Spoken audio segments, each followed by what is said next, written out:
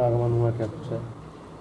अभी तो छठ पूजा दीपावली ख़त्म हुआ है और मुजफ्फरपुर तो उत्तर बिहार का राजधानी है। हम अपने घर पे जाने के क्रम में भी मुजफ्फरपुर होके जाते हैं और मुजफ्फरपुर से जब दरभंगा से निकलते पटना की ओर तो भी मुजफ्फरपुर होके आते हैं।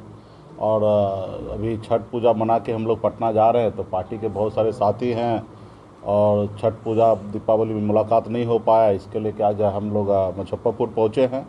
सर्किट हाउस में हैं। पार्टी के सभी जिला अध्यक्ष से लेकर प्रखंड अध्यक्ष और पार्टी के बहुत सारे पदाधिकारी सभी लोग यहाँ पे स्वागत करने के लिए आए हैं। आगामी एक कार्यक्रम भी है। आप सबको पता है कि बिहार में निषाद आरक्षण संकल्प यात्रा को लेकर 101 दिन का मेरा यात्रा पूरा हुआ 4 नवंबर को। उसके बाद ये भी संकल्प यात्रा को हम लोगों ने विस्तार दिया कि पूरे बिहार में यूपी और झारखंड मिला के 14 रैली करना है, जिसमें से एक रैली मुजफ्फरपुर में भी निर्धारित हुआ है और 6 दिसंबर को मुजफ्फरपुर में होना है। तो इसके लिए पार्टी के सभी पदाधिकारी गांव-गांव में घूमकर अपने लोगों को जागरूक कर रहे हैं, सभी को संकल्प करवा रहे हैं। पुनः 6 तारीख को बोछा में जो कार्यक्रम रखा गया है वहाँ पे पूरे मुजफ्फरपुर ज़िला और अगल बगल के लोग आएंगे और वहाँ पे अपने आप को संकल्प करेंगे। जिस तरीके से हम लोगों ने पूरे बिहार में संकल्प किया कि आरक्षण नहीं तो गठबंधन नहीं, गठबंधन नहीं तो वोट नहीं, इस नारा के साथ हम लोग आने वाले 2024 में मजबूती से लड़ाई लड़ रहे हैं। अपने समाज को जो हमारे एजेंडा है, मुद्दा है कि समाज को आरक्षण मिले। जब बंगाल में आरक्षण है तो बिहार में क्यों नहीं, जब दिल्ली में निषाद को एससी का आरक्षण है तो बिहार में क्यों नहीं। पिछले 9-10 साल से लगातार हम लोग लड़ाई लड़ रहे हैं। अभी हमें लगता है कि हम लोग बहुत अच्छे समय पे आ गए हैं। एक तरफ मोदी जी को प्रधानमंत्री बनना है, दूसरी तरफ राहुल गांधी जी को प्रधानमंत्री बनना है और ना ही हमें प्रधानमंत्री बनना, ना ही कुछ बनना है। हमें जो हमारी लड़ाई है निषाद को आरक्षण दिलाना, इसके लिए मजबूती से समाज को जागरूक कर रहे हैं और इस लड़ाई में सभी को जोड़ रहे हैं कि अपने आने वाले बच्चे के भविष्य के लिए, अपने बच्चे का हक अधिकार के लिए सब लोग एकजुट होइए और लड़ाई लड़िए, ताकि देश में आपको सम्मान के साथ आप खड़ा हो सकते। तो इसके लिए तैयारी है और इसी के क्रम में आज पार्टी के सभी साथी यहाँ पे उपस्थित हुए हैं। सभी से वार्तालाप होगा और आने वाले समय में कैसे कार्यक्रम करना उसका रूपरेखा तय होगा। आरक्षण नहीं तो गठबंधन नहीं, तो गठबंधन में आप है कहाँ? आप एनडीए में है ना इंडिया में? हाँ, हम किसी के साथ नहीं हैं और ख़ास करके एनडीए के साथ नहीं है। और लड़ाई तो एनडीए के साथ है, हमारा मोदी जी से है, क्योंकि देश में प्रधानमंत्री नरेंद्र मोदी जी है और आरक्षण का मांग उन्हीं से है और उन्हीं को कहते हैं कि भाई आरक्षण नहीं दीजिएगा तो कोई उम्मीद नहीं कीजिए कि आपके साथ हम जाएंगे। और निश्चित तौर पे अपने समाज के हक अधिकार के लिए लड़ाई लड़ रहे हैं। हम लोग राजनीति करने के लिए सिर्फ नहीं आए।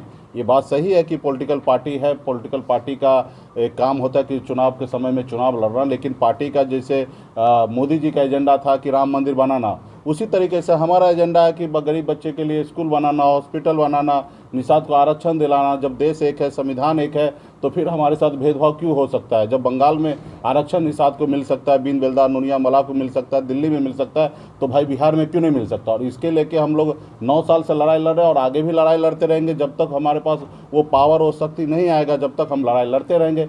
एक न एक दिन हम निश्चित तौर पर सफल होंगे।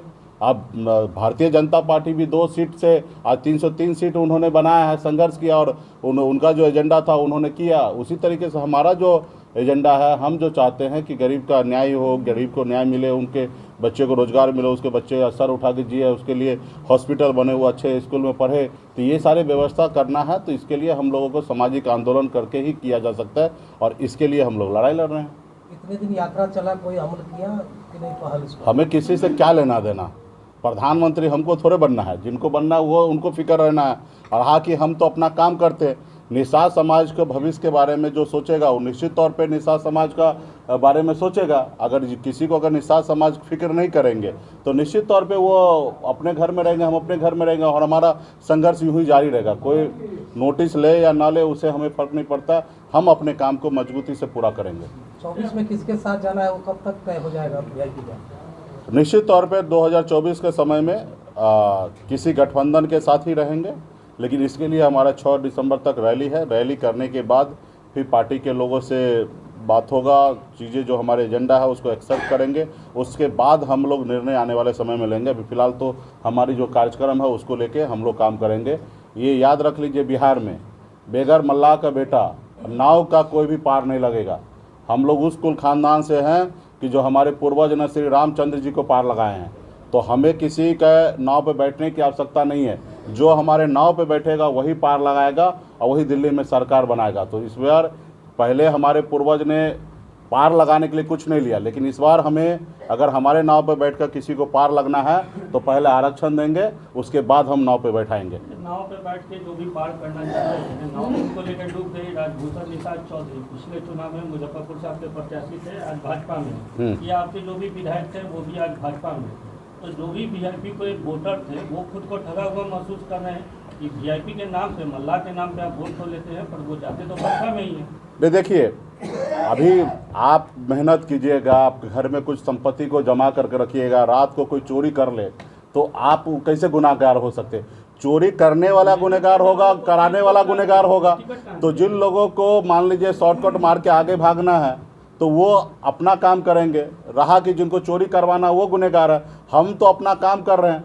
आपने देखा कि गरीब निषाद समाज जो है वर्षों से संघर्ष करके पहली बार आज़ाद भारत में, हिंदुस्तान में, बिहार में पहली बार सर उठा के जीने लायक अपनी पार्टी बना, अपना दल बनाया, 4 विधायक बना और अब बिहार में अपने लोगों के लिए काम कर रहा था। लेकिन आपने देखा सामंतवादी विचारधारा वाले लोग, उन्होंने नहीं चाहता है कि निषाद समाज सर उठा के जिए। उन्होंने सर कुचलने का काम किया, अपने पैरों के तले दबा के जैसे हजारों साल से रखा था वैसे उसी तरीके से सोच रखकर उन्होंने हमारे विधायक को खरीद लिया और अपने पक्ष में कर लिया। तो खैर उनका जो काम है वो करते रहेंगे, लेकिन हमारा जो काम है संघर्ष करना। हम लोग संघर्ष करने वाले लोग हैं। हम अमर शहीद जुब्बा सहनी जी के सुपुत्र हैं, हम उनके विरासत, हमारे विरासत रहे हैं, हम उनके कुल खानदान के हैं। हम अपने पूर्वज से सीखे हैं कि संघर्ष करना, जब तक सफलता हासिल नहीं होगा वैसे संघर्ष करते रहना। आज हम 900 रुपये महीने पे नौकरी में करता था, संघर्ष के बदौलत इस मुकाम तक पहुँचे हैं। हमारे पास कोई विरासत नहीं था, कोई पिताजी दादाजी कोई कुछ नहीं था, लेकिन हम अपने दम पर बिहार में एक अपनी पहचान बनाए। तो उसी तरीके से आने वाले समय में संघर्ष करेंगे और संघर्ष जितना भी समय लगेगा संघर्ष करके आगे हम लोग मंजिल को प्राप्त करेंगे। धन्यवाद। क्या आप अपने माता पिता बनने का इंतजार कर रहे हैं? ओएसएस फर्टिलिटी ने लगभग 90,000 जोड़ों के जीवन में खुशियां भर दी हैं। आज ही 8929755101 पर कॉल करें। ओएसएस फर्टिलिटी के कम लागत वाले IVF उपचार की सहायता से अपना सपना पूरा करें और सभी को खुशखबरी दें।